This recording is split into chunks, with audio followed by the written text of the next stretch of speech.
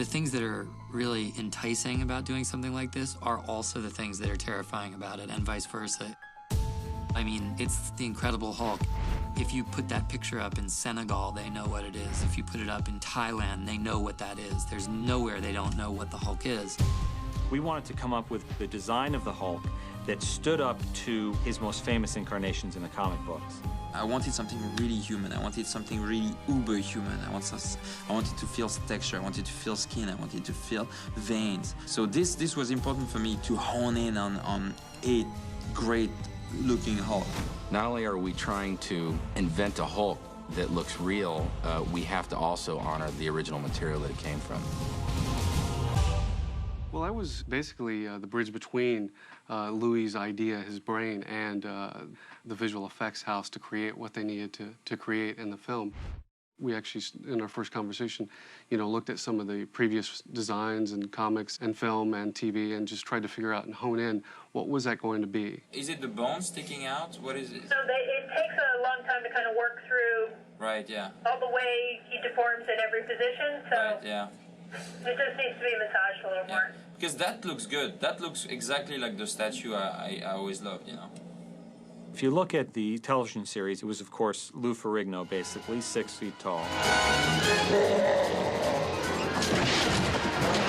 If you look at the Ang Lee film, he was upwards of 15 feet tall. Which I think, in hindsight, we think is a little too big. The separation between Hulk and humans is much too great there. In the comics, of course, it varies from artist to artist, even varies from panel to panel, but he settles in around 9 to 10 feet tall. So we firmly establish him as 9 feet tall in this film. Is that all you got?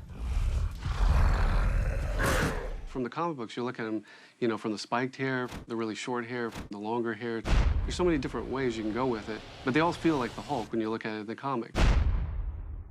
There was a design I did that basically had kind of a military cut. Shaved on the side and kind of spiked, and it had an interesting look to it. And that was actually, for a while, that was the direction we were going, until Louis went back to, I want the long hair. Went down on the forehead, it was going a teeny bit lower, than the brow, and it was falling on the nose, the bump of the nose. Bridge, yeah. And I like that. I thought it was cool. And I tend to agree with him. I think it was it gives him a lot of character, and it's something we haven't seen in the Hulk yet in a film or the TV show. I wanted the 0 gram of fat, pumped, fierce, strong, tall, human-looking, with some green skin guy, and that's what I wanted. There was a process where I was designing, thinking bodybuilder to start off with, and Louis said, no, we don't want the lats that big. That feels like a bodybuilder. It needs to be like a superhuman. It's a superhuman. I mean, it's really close to say this, but he's like on edge and everything, really powerful. Cool, good, yeah, it's great. We didn't want him to look so bulky that we didn't feel like he could move quickly. We want him to look lean. He's more linebacker than bodybuilder in a way, and that was important to us. Went through quite a process to figure out what's realistic, but also what's the Hulk. I just wonder if Hulk should look to Abomination like a normal person looks to Hulk, you know what I mean? You take a huge leap, you close your eyes and jump with some of this stuff, because you can do fantastic drawings all day, but making it really come to life is a big roll of the dice. Because everybody was skeptical at first. Everybody was like, I don't know if you can pull it off. It kind of gets better, yeah. And then yes, yeah. As it straightens out, now it's like, yes. Then it's a cut. One of my criteria in the beginning was, when they said that Hulk was going to be largely a digital creation, I said, well, if there's no way for me to play Hulk, then it's not really that interesting. Because as an actor, that's what sort of makes it complex. And you make that cut back, he has for the first time, like you're seeing Banner and Hulk starting to fuse a little bit, and you can see him go, I think that's like a cheer moment. Edward likes things that aren't necessarily just on the surface. He likes to go deeper. He likes to find things that are mythic. He has a very, very hard time focusing on what it is that's coming at him, and it always seems, in some ways, worse than it even is. Once he bought into doing this movie, and once he got on this movie, he invested himself so heavily that it's been an extraordinary experience for us. I can just keep going as long as let's just do it. Okay. The technology's come a long way, and there are ways now to be able to literally act the emotional nuances of Hulk and actually do the acting, both the physical movements, but also even a very nuanced kind of work, even on his face.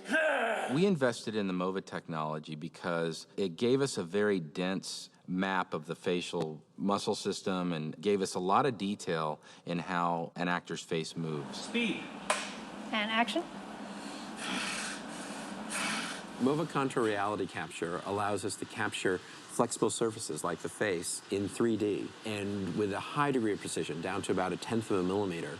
So what we could then do is have Edward Norton's performance for the Incredible Hulk be exactly captured as he did it. And then the visual effects people can go and take that and stretch out his face, extend all the different sizes and whatever else they want to do, and make him into the Incredible Hulk. It's all of those subtleties that make the difference between a CG character and a human. So the more of that we get from our actors, the less we have to keyframe once again. The more organic it'll look, the more you'll believe in the characters. Could we do one where we go from angry and then maybe to curious? So that technology is going to help us create a real organic movement to their facial performance. What has been done before with motion capture is there's been dots put on the face, either little markers or, painted dots. And you get very little information, just a few spots, maybe 200 spots on the face. What we do is we actually sponge on a phosphorescent makeup, and you get this random pattern that glows in the dark.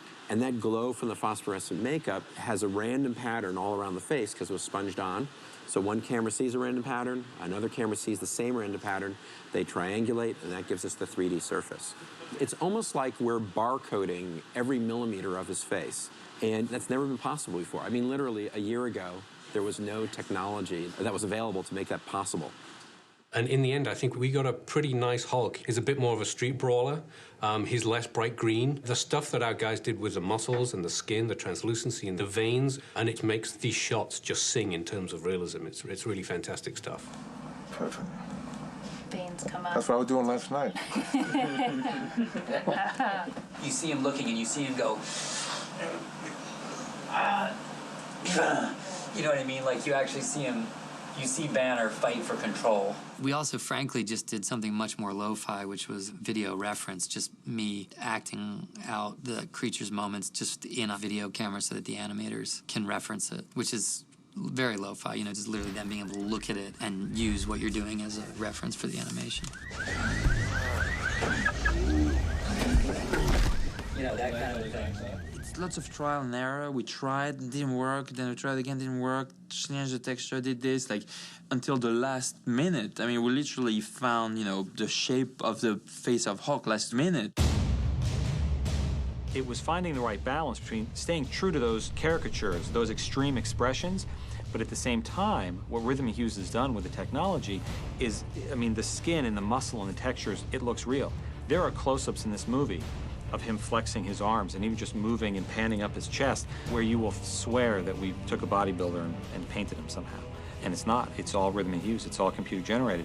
I think we've gone well beyond even what I remember in the best of the comics. I think this is a much more 21st century high impact kind of an experience.